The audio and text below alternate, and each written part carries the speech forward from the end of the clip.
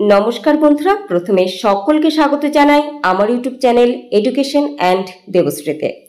তোমরা যারা Netaji Subhash open university থেকে পিজি কোর্স করছো এবং পলিটিক্যাল সায়েন্সে পিজি করছো, তাদের জন্য এই ভিডিওটি। তোমরা রিকোয়েস্ট করেছিলে তোমাদের সাজেশন যাতে আমি দিয়ে দিই খুব শীঘ্রই। তোমাদের পরীক্ষা চলে এসেছে বললেই চলে, কারণ তোমাদের অফিসিয়ালিভাবে জানিয়ে দেওয়া হয়েছে আগস্টে পরীক্ষা হতে পারে, যদিও নিশ্চিত নয়, হতে পারে। তো তোমাদের পরীক্ষা চলেই এসেছে, সেই কারণে তোমাদের অবশ্যই প্রিপারেশন নিতে হবে। আশা করছি তোমরা প্রিপারেশন অলরেডি নেওয়া শুরু করে দিয়েছো। তোমাদের পেপার 7-এ কোন প্রশ্নগুলো গুরুত্বপূর্ণ, বিগত কয়েক বছরের প্রশ্নপত্র ঘেটে আমি তোমাদের জন্য এই প্রশ্নগুলি সাজেশন আকারে দিয়ে দিলাম। প্রত্যেকটি প্রশ্ন গুরুত্বপূর্ণ, খুব ভালো করে প্রত্যেকটি প্রশ্নের উত্তর রেডি করে রাখবে।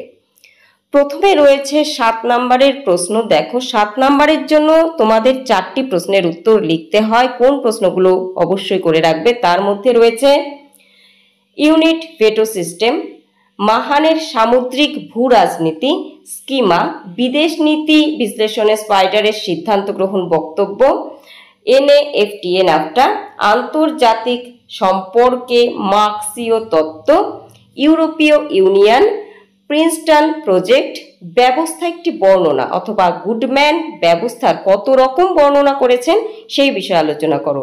নেক্সট, মার্শাল পরিকল্পনা, আন্তর্জাতিক সম্পর্কের ক্ষেত্রে এক মেরুকরণ। নেক্সট, পারপেচুয়াল পেস কার লেখা এবং এর বিষয়বস্তু কি, এটি একটি গ্রন্থ, এর বিষয়বস্তু সম্পর্কে আলোচনা করতে হবে। এর পরবর্তী রয়েছে তোমাদের জন্য 18 এবং 12 নম্বরের জন্য যে প্রশ্নগুলো গুরুত্বপূর্ণ। প্রথমে রয়েছে বৈদেশিক নীতি কি, এর নির্ধারকগুলি সম্পর্কে আলোচনা করুন। এবার নির্ধারক কি কি রয়েছে, ভৌগোলিক ফ্যাক্টর, অর্থনৈতিক উন্নয়ন, সাংস্কৃতিক ঐতিহাসিক বিষয়সমূহ, সামাজিক কাঠামো, সরকারি কাঠামো বা সরকারি বিষয়সমূহ, অভ্যন্তরীণ পরিস্থিতি, নেতাদের মূল্যবোধ, আদর্শ, রাজনৈতিক ঐতিহ্য, জনমত। এই সবগুলি নির্ধারক, কারণ এই বিষয়গুলোর ওপর ভিত্তি করেই বিদেশ নীতি নির্ধারিত হয়। সেই ক্ষেত্রে এই বিষয়গুলির ভূমিকা আলোচনা করতে হবে। এগুলোর থেকে একটি আবার আলাদা করে দিয়ে তোমাদের 7 নম্বরের প্রশ্নে কিন্তু আসতে পারে, তাই এই সম্পূর্ণ নোটটি করে রাখলে যে কোনো একটি দিলে তোমরা নিশ্চয়ই পারবে।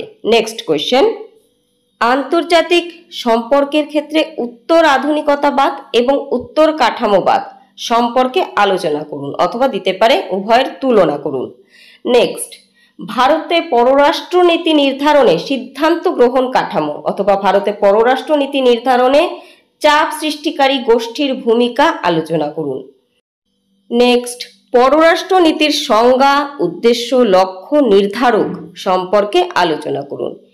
এই প্রশ্নগুলির একটি পড়লে আশা করছি কনসেপ্ট বোঝা যাবে, সেই ক্ষেত্রে অপর প্রশ্নটির উত্তর রেডি করা সহজ হয়ে যাবে। নেক্সট প্রশ্ন, ভারতের পররাষ্ট্রনীতির বৈশিষ্ট্য, মূলনীতি, প্রকৃতি আলোচনা করুন। পরবর্তী, আন্তর্জাতিক সম্পর্কের ক্ষেত্রে মার্কস ও লেনিনের বক্তব্য সংক্ষেপে আলোচনা করুন। উভয়ের বক্তব্যই তুলে ধরতে হবে। নেক্সট, 1949 থেকে চীনের বিদেশ নীতি আলোচনা করুন। নেক্সট, ভারতের প্রতিবেশী দেশগুলোর সঙ্গে ভারতের সম্পর্ক বিশ্লেষণ করুন। নেক্সট, উদারবাদ ও বাস্তুবাদ সম্পর্কে আলোচনা করুন। এর সাথে একটি লাগোয়া প্রশ্ন রয়েছে, অবশ্যই সেই প্রশ্নটি এবং আরও কি কি প্রশ্ন রয়েছে দেখে নেব। তার আগে বলে রাখি, তোমরা যারা নোটস সাজেশন নিতে চাইছো বা অ্যাসাইনমেন্টের জন্য বিভিন্ন জিজ্ঞাসা রয়েছে বা পাঠ্য বিষয়ক বিভিন্ন জিজ্ঞাসা রয়েছে, তারা আমার এই 2টি নম্বরের মাধ্যমে আমার সাথে যোগাযোগ করতে পারো, হোয়াটসঅ্যাপ গ্রুপে যুক্ত হতে পারো। আরও একটি বিষয়, তোমাদের মোট 2টি করে সাজেশন আমি ফ্রি অফ কস্ট ইউটিউবে দিয়ে দেব। তার জন্য তোমাদের কমেন্টে জানাতে হবে, এই ভিডিওর যে কমেন্ট সেকশন আছে সেখানে আমি 7 দিয়ে দিলাম, আর কোন সাজেশন তোমরা চাও, আর কোন পেপারের সাজেশন তোমাদের প্রয়োজন।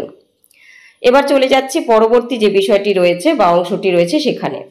দেখো, তোমাদের এর সাথে লাগোয়া প্রশ্ন ছিল উদারনৈতিক রাষ্ট্র ও অনুদারনৈতিক রাষ্ট্রের মধ্যে যে পার্থক্য তা আলোচনা করুন। এই প্রশ্নটি কিন্তু 7-এর জন্য গুরুত্বপূর্ণ। নেক্সট, বর্তমান বিশ্ব রাজনীতিতে এশিয়ার বিদেশ নীতি আলোচনা করো। নেক্সট, ভুটান এবং ভারতের যে সম্পর্ক সেই সম্পর্ক আলোচনা করো।